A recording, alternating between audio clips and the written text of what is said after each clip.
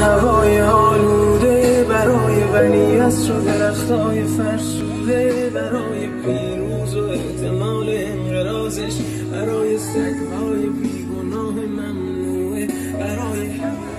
گریه های بیوقفه، برای تصویر و تکرار این لحظه، برای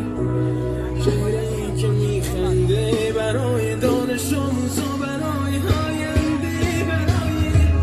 این بهشت اجباری، برای نخبه های زندانی، برای کودکان افغانی، برای این همه برای غیر تکراری، برای این همه شعارهای تو خالی، برای آوار خونه های پوشالی، برای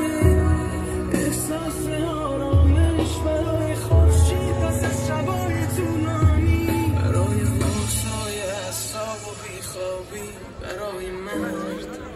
میهن آبادی، برای دختری که آرزو داشت پسر بود، برای زن زندگی آزادی.